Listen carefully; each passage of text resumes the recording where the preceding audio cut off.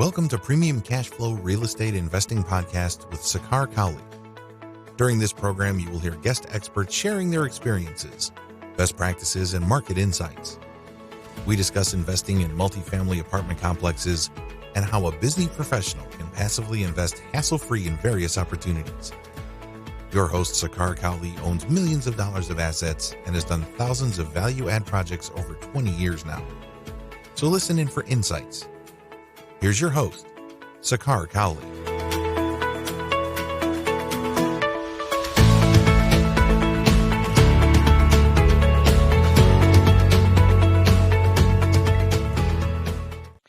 Welcome to another edition of Premium Cashflow Podcast.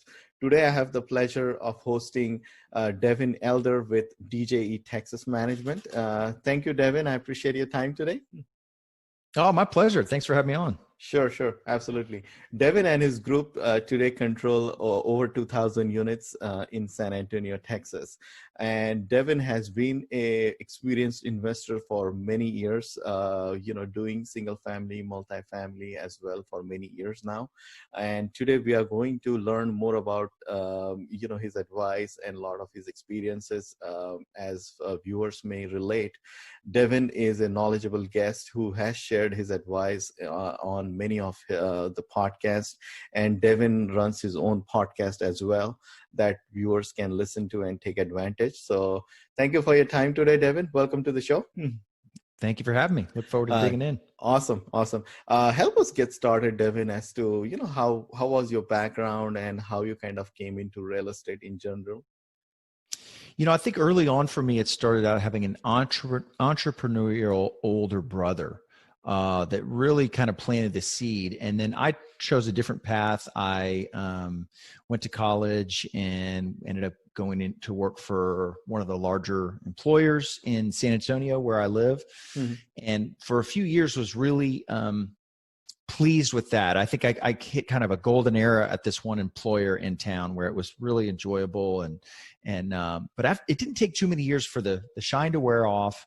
And I started to get disillusioned. All right. This is kind of like my late 20s going, I don't have any heroes. I'm in my late 20s and I'm seeing the guys that are 15 years older. And I didn't have anybody that I felt like was a mentor that I wanted to copy. And I'd read books like Think and Grow Rich, Rich Dad, Poor Dad, 4-Hour Work Week. And a recurring theme here is to find a model of what you want and to emulate it, whether it's anything, right? Lifestyle or finance, fitness, etc. Find a model and copy them. And I couldn't find any models within the corporate world. I also was always big into asking questions. How can I 3X my income? How can I 10X my income? Well, I'm looking at this kind of corporate ladder going, boy, 10X in income is really going to require a radical shift, either stock options or it's not going to be this incremental promotion.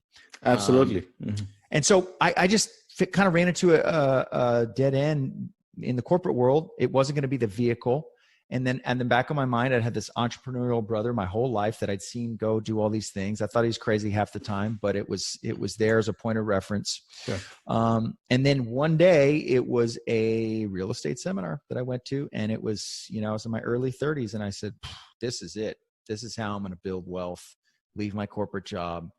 And it's been pedal to the metal ever since.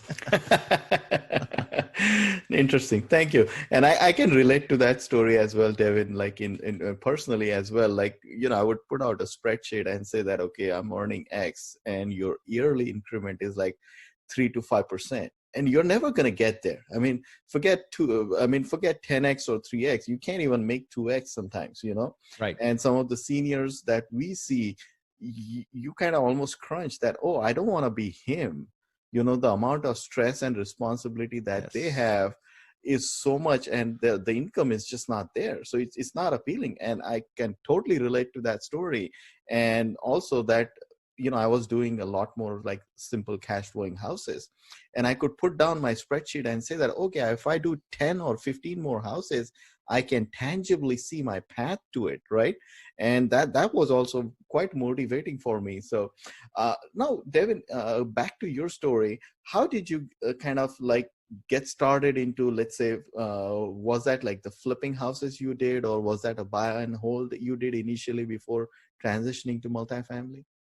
It was single family buy and hold. And that was kind of the model I was taught initially. I like what you said about being able to tangibly see. I mean, once I did my first house and there was $40,000 of equity or whatever. Sure. Mm-hmm. And I'm going, geez, I mean, that's a lot of money. Absolutely. Mm-hmm. And granted, it's equity and, you know, that's not cash in the bank, but sure, it's going to grow over time. And it was repeatable. And so I did, just like you said, I did the spreadsheet where I said, well, how quickly can I do 10 of these?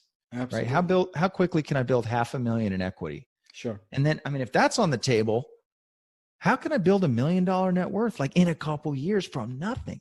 And that was very exciting to me, right? Extremely powerful. Extremely powerful. And just with little houses, a guy with no background in real estate, with no family money, with no special skills. I mean, look, I play the guitar pretty good, but sure, that's not going to translate to, work or whatever. Right. Sure. So trying to find a way kind of for the average guy to build $1 million net worth in a couple of years, like this is extremely powerful. Sure. And I became all consumed with it. Right. Mm-hmm. So it was houses. It was one house. First year, did one house, rental house. Buy it with hard money, fix it, refinance out. Sure. There you go. That model worked. A little bit of cash flow, equity, tax advantages, all the things we love about real estate. Sure. And then I ended up going on to do, 10 of those. And then once I'd done 10, I said, well, we could start flipping these now. Flipping is kind of my least favorite investing activity. It's just very risky and a lot of heartbreak. However, I've done hundreds of them. Wow. So, then I ran into the kind of conundrum that a lot of real estate investors do, where you go, well, okay, I know this real estate works. I know cash flow real estate investing works. I love it for all these reasons that we all talk about. It's a necessity for people. You're providing a product that to a huge user base that's never going to go away. It's not very likely to be disrupted by technology or have Amazon come in and buy all the rental housing on the planet. It's just not going to happen. Sure. So for all those reasons, had done it, but then back to that scale question and growing, it's like, I just said, hey, I got the hang of this.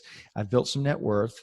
I love this model, but I don't see how I could 10X this business. Like I don't want 200 houses. I just couldn't, and fortunately I'd been introduced to some multifamily owners early on in my investing journey. And I could not wrap my head around the numbers, right? I couldn't, I'm like, how is this guy raising $5 million of other people's capital? I said, I don't get it. Well, I don't see myself doing that, but I know by association, if I just hang around long enough, back to that model concept, you find a model of something you want to do. And so I had a goal for myself, a net worth and an income goal and a lifestyle goal. And I was fortunate to befriend some people that were already there. Sure. And I just tried to spend time with them, try to spend as much time as I could. And, if you think about a 4-year degree, most people are, including myself, very willing to volunteer for that, sign up for that on kind of no ROI projections. Right? Or very limited ROI projections. Right. But to spend a few years hanging out with people that were successful, wealthy multifamily investors, it was a tremendous ROI to learn that model. And so eventually I bought a small multifamily by myself just to prove it to myself. And then I partnered with a more advanced co-GP. And then I was off doing my own deals after that. Very common very common path for a lot of syndicators that start small or maybe partner. And then that they parlay that into their own deals. And so pretty classic path there for me. Sure. And then you rightfully said there, Devin, is that knowing your why, it's not that the answers are not there. Many times I like to say that it's not the resources, it's really the resourcefulness that kind of plays into it, is that once you know your why, that as to, okay, I want to do this X. And once you see some of those leading shining stars or your mentors for that matter, I mean, you can get it started. You can, sort of shadow them, learn from them. and the rewards are far, far greater than the 4-year degree that you just alluded to. So awesome. So Devin, help us understand how did your first deal came about? Well, my very first multifamily deal was, it's not that exciting in retrospect. It's a 6-unit apartment complex on the south side of town in San Antonio that I managed myself. So it was just the bank. There was a local bank that I had done some of my single family deals with. And I forget our purchase price, but it was like in the range of a single family house. It was not very expensive. So my equity on that deal was not huge, and I could just write the check myself. And then I was in multifamily, and that was a big mental barrier removed for me. Even if it was just this little one, it was different than single family, and it was also pretty like rough property. We had some drug issues and some tenant turnover and some police issues, and it really got me into just put me right in the middle of it and kind of tested me on low stakes, right? No investor money, just me. Honestly, I didn't really enjoy it. The returns as a percentage were fantastic. As a dollar amount, it didn't make me millions of dollars. But, I'll tell you what it did do though was taught me a lot of things I didn't want to do. And it kind of gave me that next step. I mean, this whole journey for me has just been one foot in front of the other, and nothing's come easy. It's just been one little step in front of the other. And that little 6-unit was an important step. And then after that, I had kind of the confidence and to move into a 75-unit with some more experienced partners. And that was a very distressed property. It was a tremendous learning experience. Again, a lot more learning what I didn't want to do and how I didn't want to spend my day. And sometimes it's important to identify where your strengths are not. And sure. And let's dig in there, if I may, Devin, because a lot of times we talk about the success, the rent raises, the returns and stuff, right? A lot of times what doesn't get talked about is that a lot of challenges that come, the tenant issues, the property issues, or some of the common issues, or perhaps the property management issues, right? Let's talk about your 75 unit as to, what were your your bad experiences that you kind of, learned that to not do those things and maybe move to the, to the brighter or the shinier different properties, perhaps, So I mean, it might be encouraging for listeners to listen that, hey, not do these 10 things and stay away from some of that. Yeah, that's a great point. The 75 unit is really kind of an outlier example of a complete war zone property. And most of the other stuff, everything else we've done has been a lot more middle of the road. Might have some rough tenant base. We might buy at 70% occupancy, take it down to 50 and back up and stuff like that. And that's fine. I really like that stuff. I like C-class properties, I like B-class properties too. It just kind of depends on what we come across in our acquisitions. The 75 unit though was a complete disaster in every sense. I mean, it was probably 50% physical occupancy, 20% economic. So you had a very few number of people paying. You had people living in there that hadn't had utilities on for 6 months. Wow. I mean, it was crazy. You had, the manager, the manager we inherited her, God bless her. She was telling me about a property down the street that was run by a drug lord. That's who was the manager of the property and made all the decisions. So this is the kind of stuff we're playing with. We had every manner of drugs on site, homeless, drug dealing. We had a shooting there. We had somebody show up to the office, butt naked in the middle of the day, dancing around. I mean, just crazy. Wow. And I kind of look back on all this fondly, right? Because it made money for investors, and it was a heck of a ride while we were there. I would do a property like that again at an incredibly low basis, right? I mean, I think basically anything can be overcome with a check. If you've got the budget for it, do it. But all things considered, we've had better returns on projects that were a lot less work. Right. So you kind of have to factor that in there. Like what's the stress? or even your physical safety. I remember my wife calling me and saying, I'm seeing your property on the news. There's a helicopter. Are you on site? And, there's a shooting, and I was like, I'm actually at lunch, thank goodness. But, that stuff's, you don't see that on the investor presentations with with a 16 IRR, right? Sure. And granted, a lot of investors shy away from those properties for good reasons, right? Right. But I've done one, and honestly, I'm glad we did it. I'm glad I was a part of it. It was a lot of work, rough tenant base. Turned it into just a gem of a property. It's not far from my office. In fact, we sold it. And I was talking to the owner recently about maybe buying it back from him. I don't know. Cause we did everything on it. I mean, granite, stainless, new cabinets. It was really probably over improved. So in terms of like takeaways for the listeners, we over improved the property, with granite and stainless. That was too much CapEx on that stuff for the ROI. We were, thank goodness we were well capitalized going in, and that you just have to do that, right? I mean, it's a tricky balance, because if you're syndicating, you're raising equity, every dollar of equity you raise, it's going to hurt your returns. But I mean, I've seen it, and I'm sure you've seen it, where owners just get into trouble. Any business really gets into trouble running out of money. So the property's got to be well capitalized, and the principals have to be well capitalized. Absolutely. The principals need to be able to write a $50,000 or $100,000 check for something if need be, right? I mean, we've never done a capital call on any of our projects, and I never want to. I think your principal that you're investing with needs to be well capitalized, or somebody on the team does. And so I think on that property, we did end up making a loan, the principals of $150K to the property. Say, we want to go back to investors, and, what's going to be fine on the back end. We can loan 6 months, we can loan some money to get through some additional CapEx. We went over on our CapEx budget. So, just expect that the older the property is.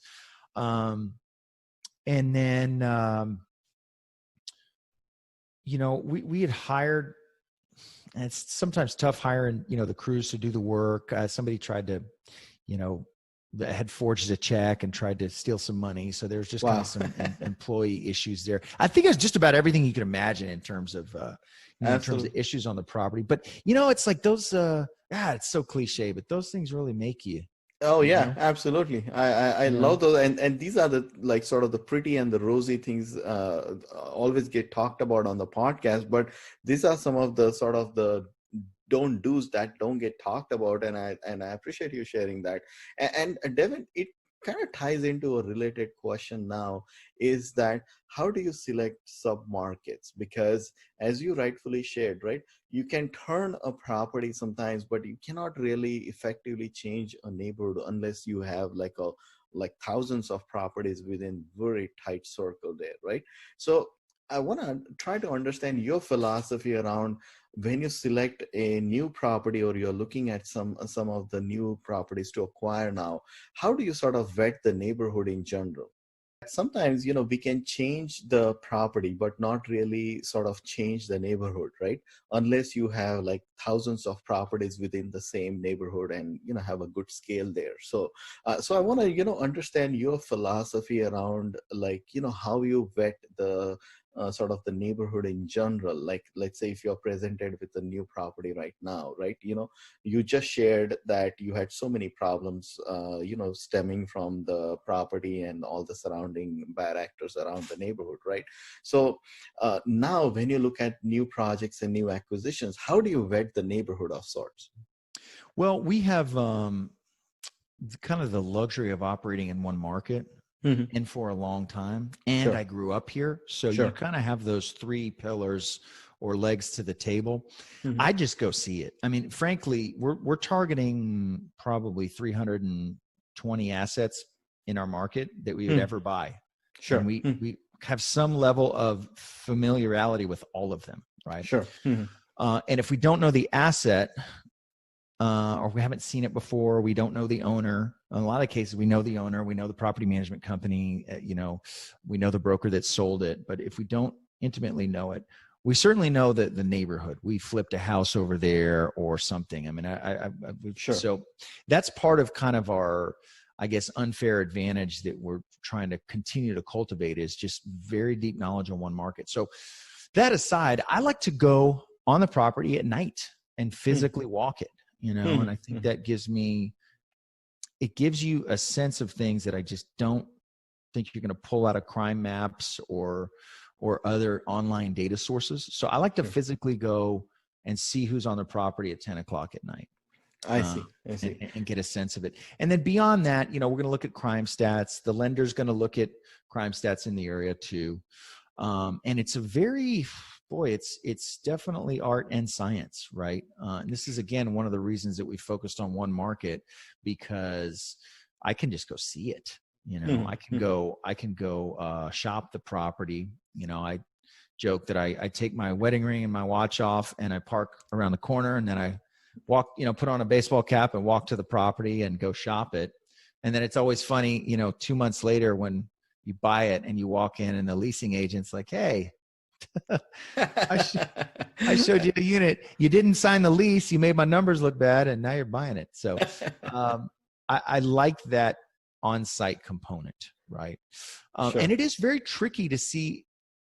I mean, real estate this is part of the advantage of real estate is it's not a commodity, right? Sure. It's very much each asset is its own thing. We looked at a property I own that is a C-class property in a C area. And, we looked at an asset literally across the street, several hundred yards away, and it was built 10 years later and was much nicer construction and just like a completely different asset. But they were kind of across the street from each other. So there's certainly a lot of variability there. But you do want to look at the broader little sub-market, maybe a mile radius or whatever, to see, are we swimming upstream here? Are we trying to be, this amazing property in an area that's just never going to command those rents? So I think you have to be very realistic about your rent bumps. One property we had where I did not feel confident about big rent increases, but what we did have on the property was all bills paid, which represent about $200,000 a year of expenses. And we said, we think we can turn this from an all bills paid property, but we can't raise rents. We can't do both because that's like a $200 delta, with utilities and the rent increase. We're not getting a $200 effective rent increase, but we can get utilities off the property if we renovate the units. So, we had a unit that rented for $750 before, and we renovated it, and it rented for $760 now, like no rent premium, but we got rid of the utilities, which is effectively like $100. So I see. It all drops to NOI. It's the same thing, in NOI. And that worked in an area where I did not feel confident about pushing rents, right? I see. It's just too easy. And we all fall into the trap of building these Excel models where, you make the Excel say anything you want, right? Sure. And speaking of that, Devin, help us understand, some of the value adds that you look at, right? How do you sort of, go about, making sense of that? Okay, I want to do kitchen improvements or bathroom improvements or common hallway improvements that will result into, sort of X dollar premium rent increase and stuff like that. So give us some understanding or your philosophy about how you kind of think about it or go about doing some of those sort of value add improvements.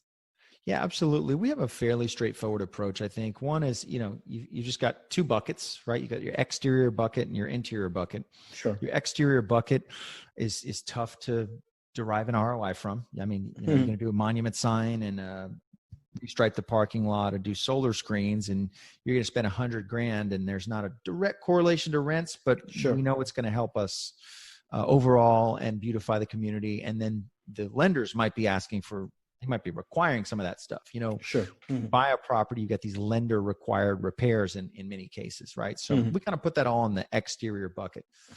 We just have to do it. It might be $300,000-$400,000 on a property.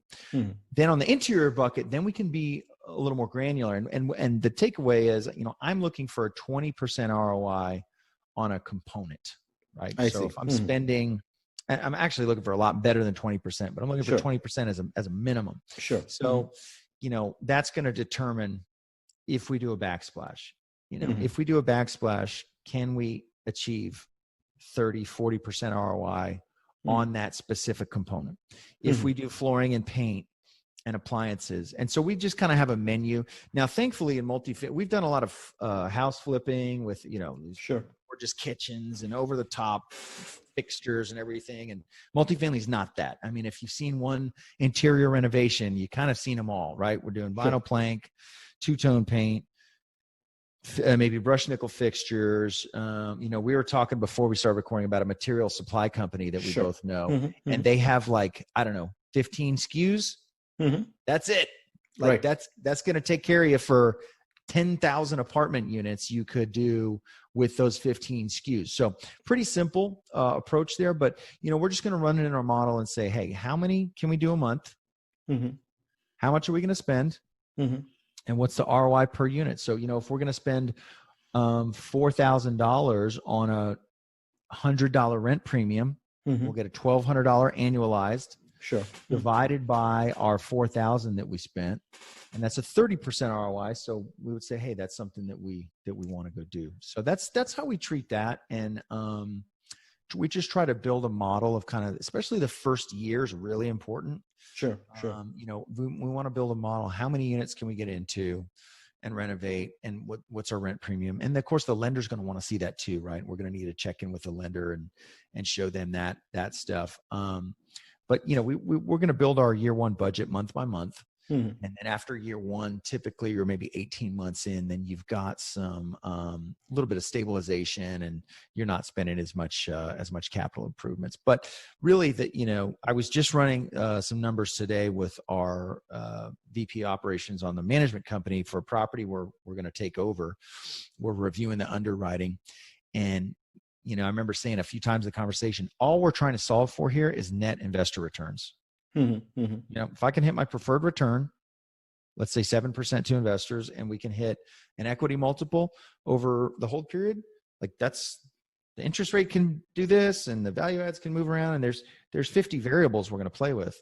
Sure. But all that matters is net return to investors. And if we can get that to work, that's a deal we want to do. If we can't get that to work, we're out. So it kind of makes it easy, right? In that you're not going to agonize over a deal if the net return to investors doesn't work. Now, if you're a cash buyer, or it's, a couple of partners, different, but for syndicators raising capital, we have a product to sell, and that product is net investor returns. Right? Absolutely. Now, how does that discussion go about? As you said there, Devin, that, the end goal is definitely offering enough returns and sort of exiting with a sale with success, and everybody leaves happy.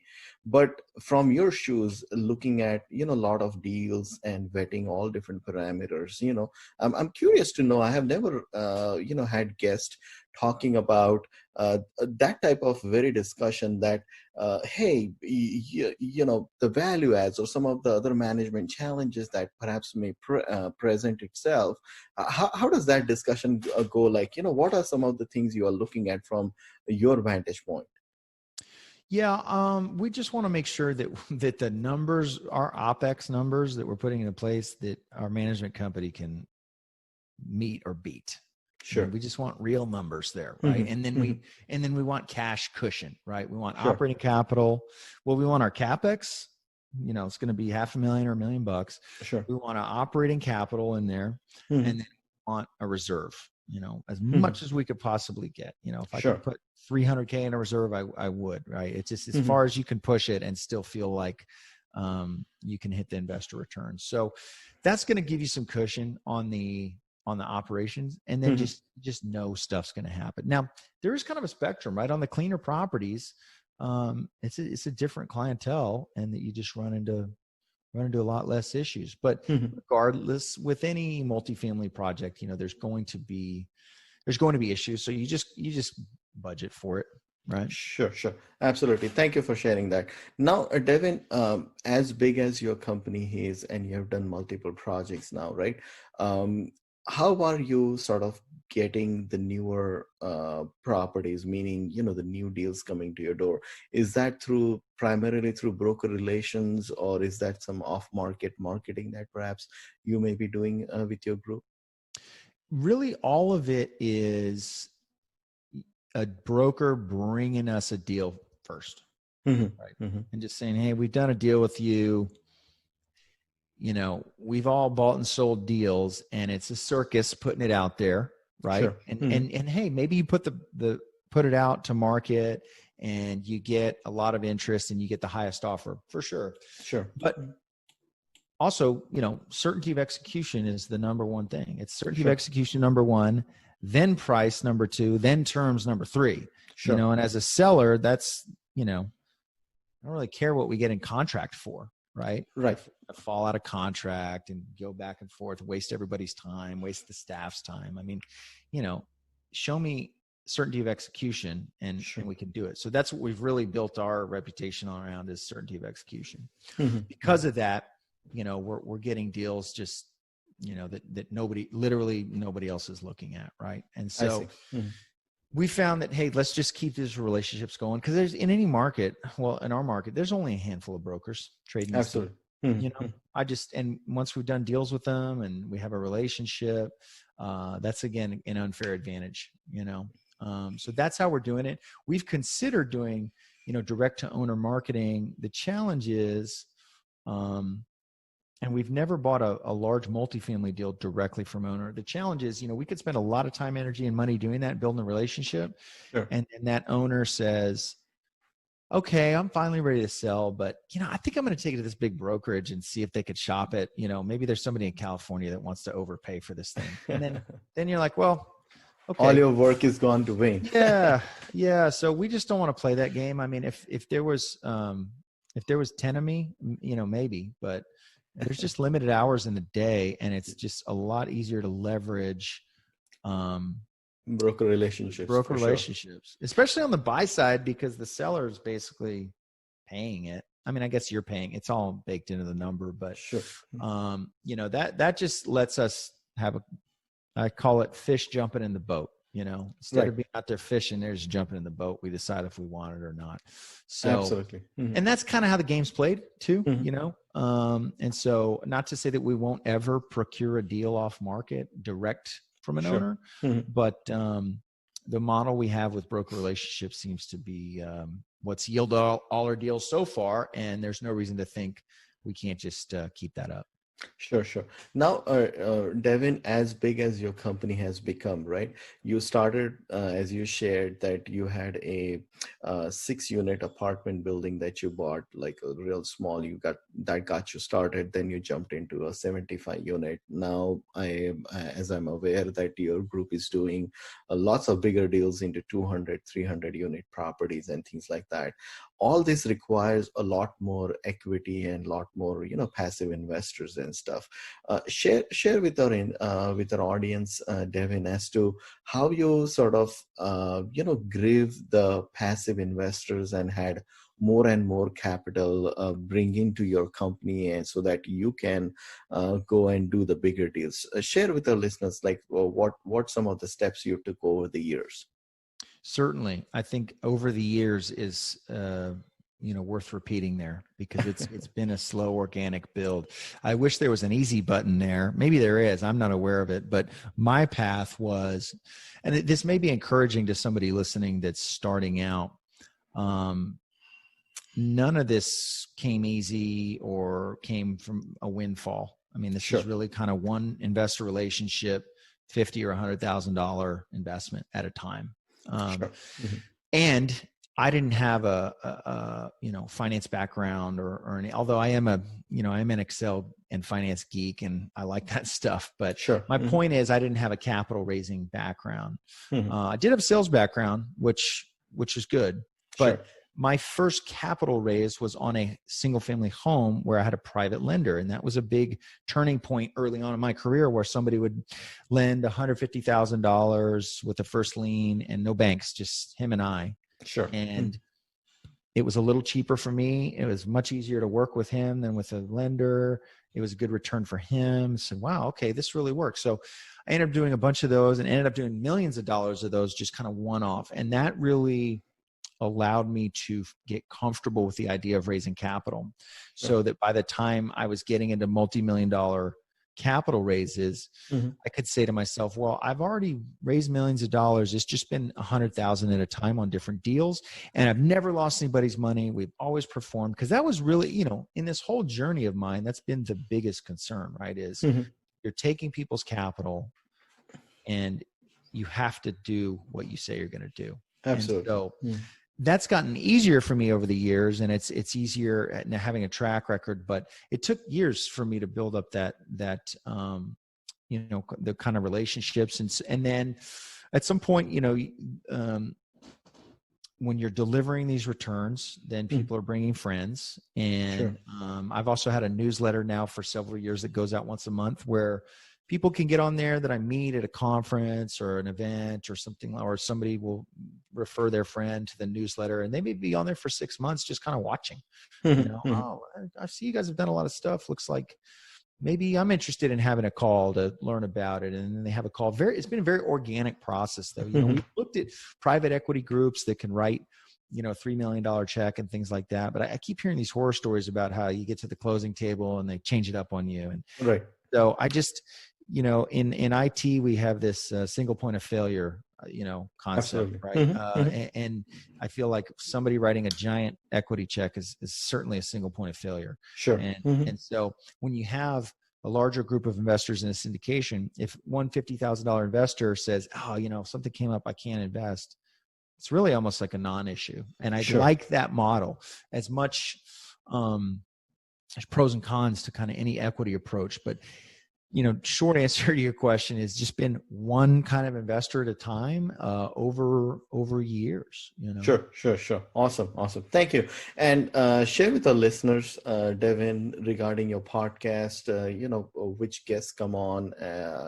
I know I have personally, listened to several of your episodes, and I have personally enjoyed as well. Yeah, we have a podcast. My company is called DJE Texas Management Group. The podcast is simply called DJE Podcast. And it's a weekly show where we pretty much focus on multifamily investors and operators. That's the space we play in. Sure. Occasionally we'll have attorneys or different folks on there, but I like it. I like sharing ideas. And then I like meeting people, because everything I've been able to do has been through some kind of cooperation, Sure. And I always take it back to this example of like, how did humans become dominant? I mean, we're like worthless in the animal kingdom, right? Sure. But you get 4 or 5 of us together cooperating and we could kill a lion. Absolutely. Right. And so I kind of talk about that in multifamily, like we get a few of us together cooperating, and we kind of set some baselines for expectations and some trust. We can go take down a $10 million building that none of us could do on our own. And so I'm a big proponent of that. Building your team, building your network. I like to be a passive investor too. I like to lead our own deals, and the more people I meet and connect with, it gives me more opportunities. It gives them more opportunities. So I love the podcast for that aspect. And then there's not an episode where I don't learn something out of it as well. So very true. And just hearing you speaking, Devin, and sort of the thought process that you go down, and the sort of that different quadrant thinking that you do, and how you break it down and you combine it on different ways. Personally, I have enjoyed that over the years listening to you, and I enjoyed this as well. And I definitely agree with you that each guest that comes on, you learn more. So definitely doing a podcast just like this, and as you do yours as well, it's always a shared learning experience. So good. Thank you for your time, Devin. I look forward to, having you as well on some future episodes with some of your bigger deals. Kindly share with our listeners, Devin, as to, how they can sort of reach you and learn more about your company and your podcast as well. Sure. Well, if you're in San Antonio, let's go get some Mexican food. So those of you that are not in San Antonio, you can go to our website. It's djetexas.com, and there's all kind of ways to contact us there and connect. We're real big on the educational stuff, and we love connecting with folks. So. Thank you. Thank you, Devin. I appreciate it. And listeners of the podcast can log on to premiumcashflow.com where, reputed guests like Devin come on and share their expertise. And if you're interested in passive investments, kindly register yourself using Invest with us, and we can jump on a short phone call and understand your sort of goals and which markets and different things you're looking to do, and see if we are a good fit for you. So good. Thank you for your time, Devin. I look forward to chatting with you regarding your future projects as well in future. It's been outstanding. Pleasure. It's my pleasure. Thanks for having me on. Thank you so much. Thanks for listening to Premium Cashflow Real Estate Investing Podcast. Please join us at premiumcashflow.com to sign up for weekly updates, research articles, and more. We will see you again for another great interview with an expert guest.